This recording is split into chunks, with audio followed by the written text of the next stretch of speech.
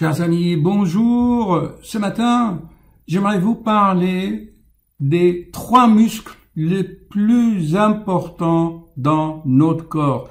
En fait, tout notre corps est important. Bien sûr, on ne peut pas négliger une partie de son corps ou s'intéresser à une autre partie, puisque l'être humain est un être, à mon avis, parfait à sa naissance. Seulement, à cause de ses croyances, de ses concepts, de l'éducation, du formatage qu'il a eu pendant son enfance et tout le long de sa vie, qui va bloquer certaines parties de son corps et en souffrir. Car, vous savez, notre corps fonctionne comme un hologramme, c'est-à-dire le tout est dans le tout.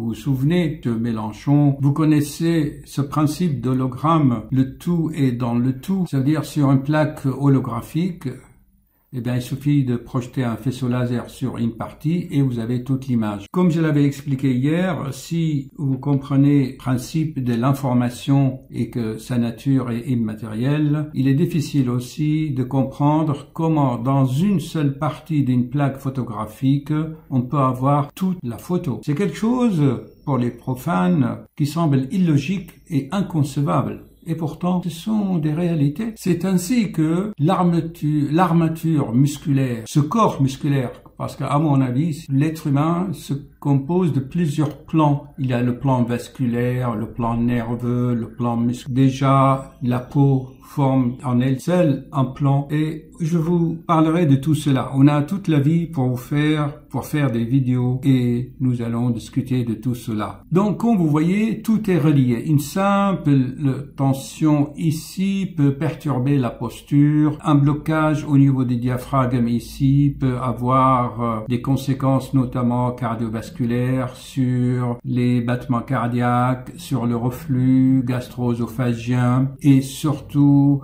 des tensions au niveau de ce muscle qui est là, qui est le muscle psoas, qu'on appelle parfois le muscle de l'âme. Alors, aujourd'hui, je vais vous parler un peu plus sur le muscle de l'âme, ou on l'appelle aussi le muscle de l'inconscient. Voyez-vous, elle s'insère au niveau elle a plusieurs chefs. Un des chefs s'insère ici sur la colonne lombaire, et ça va très très loin jusqu'à la tête fémorale, des fémurs, ok? Et l'autre chef principal. Alors, la voilà ici, anatomiquement. Comme vous voyez, ça va de la colonne lombaire jusqu'à ici, au niveau des fémurs, là où se trouve la hanche. Et là, il y a un gros problème. Souvent, les gens font soi-disant des coxarthroses. Alors, les chirurgiens les mettent des prothèses totales.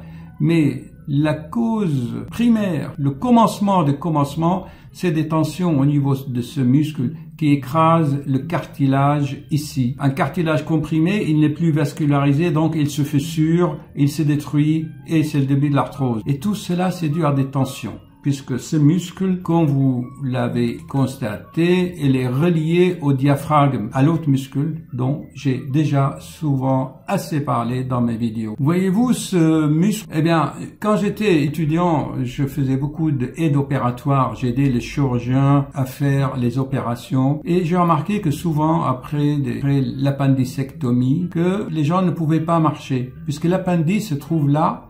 Et quand on opère, il y a une petite inflammation de la région et le muscle réagit.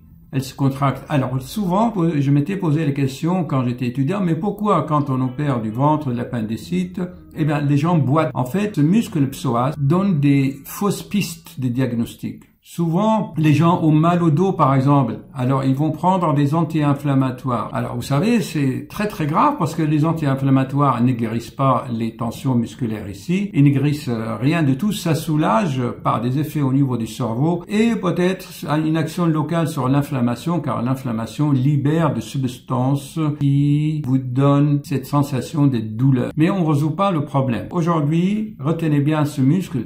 Vous pouvez trouver beaucoup d'articles, de publications sur le muscle de l'âme ou le muscle de l'inconscient et les fausses pistes diagnostiques qu'elles donnent. Et j'en parle, je me répète, c'est souvent le mal au dos. Un jour, vous vous réveillez le dos bloqué. Mais en fait, parce que la veille, vous avez subi des stress ou dans les jours précédents.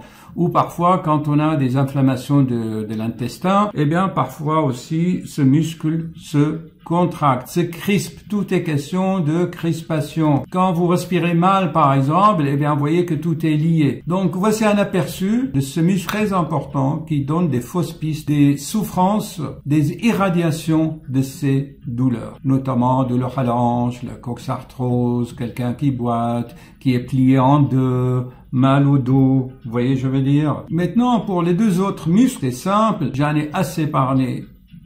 Comme vous voyez dans cette vidéo, vous tapez 221, vertige, malaise, mal à l'oreille, mal à l'œil, mal à la tête, des vertiges, mal aux dents, tout ça c'est des fausses pistes, ok? Retenez bien cette vidéo. Et bien d'autres, j'en ai fait d'autres aussi, même sur les acouphènes, j'en parle de tous ces problèmes, des douleurs irradiantes. Et là, je parle des techniques de respiration, comment débloquer le diaphragme pour ne plus avoir ces régurgitations, ces toux gastriques, nerveuses, les palpitations, les extrasystoles. Alors, j'avais fait une vidéo là, ici très important, le 117, où je parle de blocage diaphragmatique et je parle surtout des signes indirects de stress.